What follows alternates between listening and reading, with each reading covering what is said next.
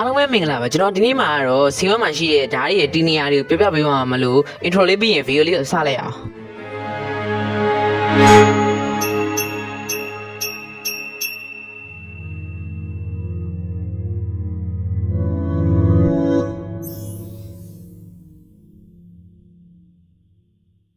ပထမဆုံးပြပြပေးပါမယ်ဓာတ်လေးကတော့စီဝမ်ရဲ့ပထမဆုံးကျုံးမှာရှိတဲ့ thread dealer ရှိမှရရှိနိုင်မှာပဲဖြစ်ပါတယ်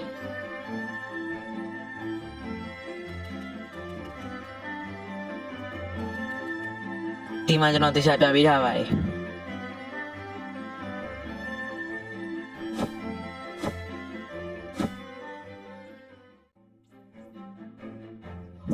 ဒီ MD ရှိမှကျွန်တော်ဒီဘေးမှာပြထားတဲ့ဓာတ်နှစ်ချောင်းကိုရရှိနိုင်မှာဖြစ်ပါတယ်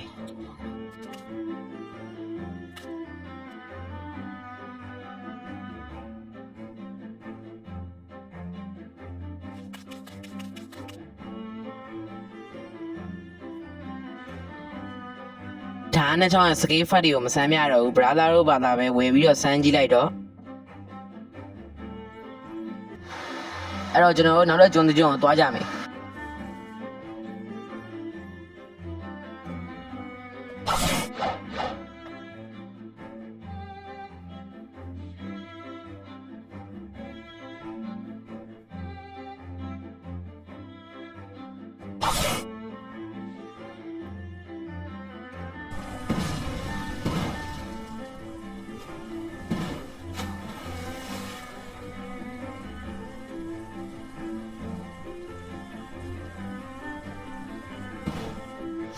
နောက်တဲ့ကျွန်းတကျွန်းကတော့မတဲတောင်းမှဖြစ်ပြီးတော့မတဲတောင်းမှဆိုရင်ဝယ်ရမှာမဟုတ်ဘဲနဲ့ဘောကိုသတ်မှရရှိနိုင်မှာပဲဖြစ်ပါတယ်။အဲ့မဲ့ဘောကတော့ဒီမှာပေါ်တဲ့ဘောပဲဖြစ်ပါတယ်။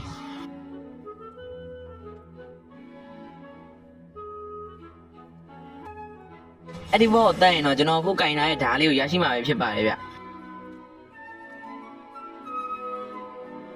ဓာတ်ရဲ့ scale fat တွေကိုလည်းတစ်ခါစမ်းပြထားပါတယ်။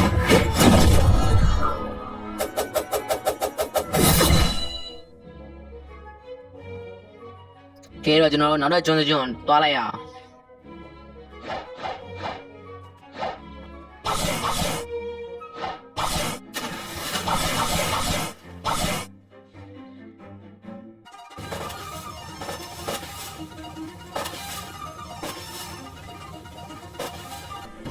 နောက်ထပ်ရရှိနိုင်မယ့်နေရာကတော့ဂျန်နယ်မှာဖြစ်ပြီးတော့ဓာတ်နံပါတ်ကတော့ server thread ဖြစ်ပါတယ်။ level နေရာပြည့်လို့ mission လုပ်ပြီးရတယ်ရရှိနိုင်မယ့်ဓာတ်တစ်လက်ဖြစ်ပါတယ်။ဓာတ်မျိုးစားကလည်း legendary ဓာတ်ကောင်းတစ်လက်ဖြစ်ပါတယ်။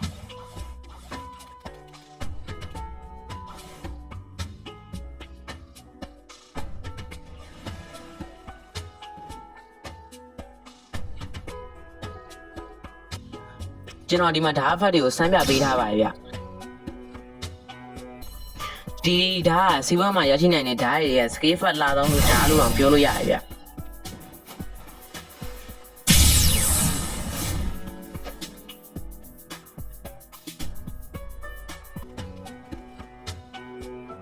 ကဲအဲ့တော့ကျွန်တော်နောက်ထပ်ကျွန်းကျွန်းသွားလိုက်ကြမယ်ဗျနောက်တဲ့ကျွန်းကတော့ Paris Village ပဲဖြစ်ပါတယ်ဗျ Paris Village မှာကျွန်တော်တို့ဓာတ်နှစ်လက်ကိုရရှိနိုင်ပါတယ်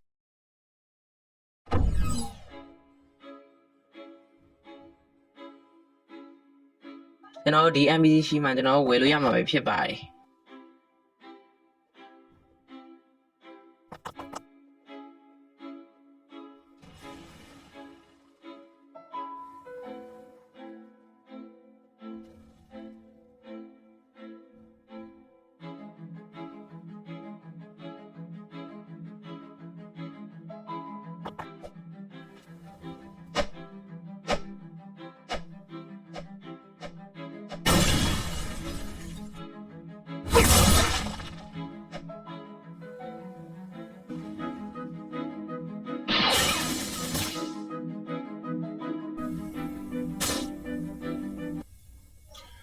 ကဲအဲ့တော့ကျွန်တော်နောက်တဲ့ကျွန်းကျွန်းကိုသွားလိုက်ကြမယ်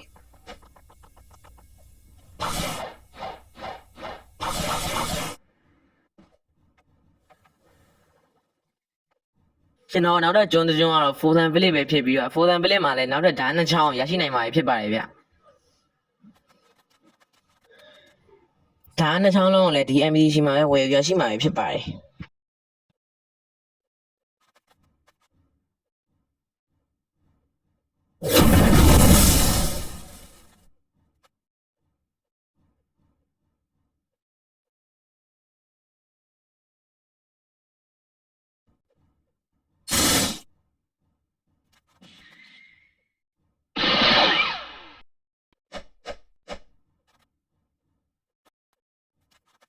ဒီဓာတ်ရဲ့စကေးဖတ်တွေရတယ်သူ့ဟာနဲ့သူလှတာကိုမြင်တွေ့ရမှာပဲဖြစ်ပါတယ်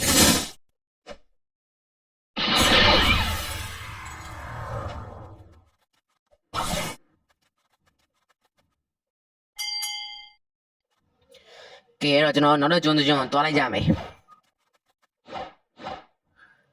နောက်တော့ရရှိနိုင်မယ့်ဓာတ်တီနေရကတော့အန်နာဝါဒစီတီမှာပဲဖြစ်ပါတယ်ကျွန်တော်တို့တွေအန်နာဝါဒစီတီမှာရှိရဲ့ဘောကိုတက်ပြီးတော့ကျွန်တော်တို့ရရှိနိုင်ပါတယ်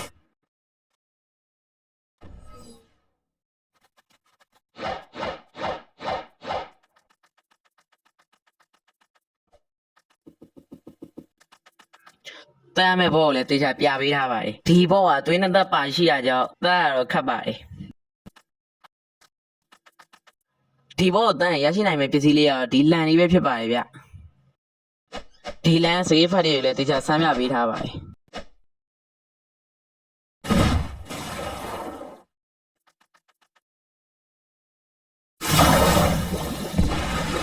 အဲ့တော့နောက်တဲ့နေရာတစ်ခုကိုကျွန်တော်တို့သွားလိုက်ရအောင်ကျွန်တော်နောက်ထပ်ဓာတ်ရရှိနိုင်မယ့်နေရာလေးက sky နဲ့မှာဖြစ်ပြီးရရှိနိုင်မယ့်ဓာတ်ကလည်း3လက်တောင်ရှိပါတယ်ဗျဓာတ်ကတော့ပထမဆုံးဓာတ်2လက်ရှိတဲ့နေရာပဲဖြစ်ပါတယ်ဗျ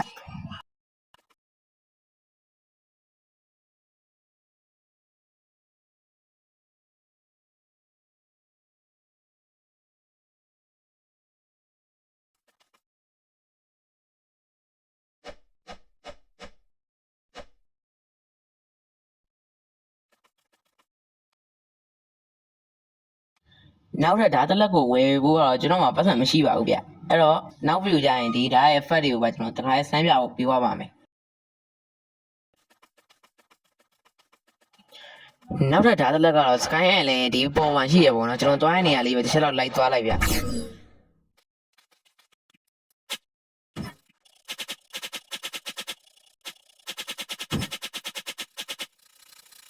ကျွန်တော်တို့ကဓာတ်ရရှိဖို့ဆိုရင်တော့ဒီဘောကိုကျွန်တော်တတ်ရမှာပဲဖြစ်ပါတယ်ဗျ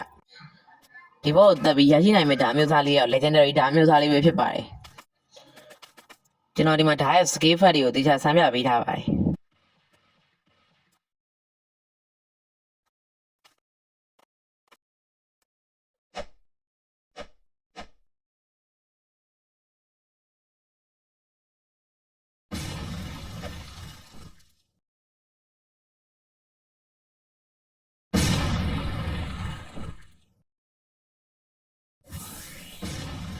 ကဲဒါဆိုရင်ဒီနေ့ဗီဒီယိုကဒီလောက်ပါပြီနောက်ဗီဒီယိုကြရင်လည်း A3 ဗီဒီယိုကိုယူပြပါမှာမလို့နောက်ဗီဒီယိုလည်းဆက်လက်ဆောင်ကြည့်ကြအောင်မမေ့ပါနဲ့ဒီဗီဒီယိုလေးက brother တို့ကြိုးတုံးစရာရှိခဲ့မယ်ဆိုရင်တော့ကော်လေးကို subscribe လုပ်ပြီးဗီဒီယိုလေးကို like လေးပြီးသွားကြအောင်မမေ့ပါနဲ့ကျွန်တော်နာမည်က Zuki ပါနောက်ဗီဒီယိုမှာပြန်တွေ့ကြမယ်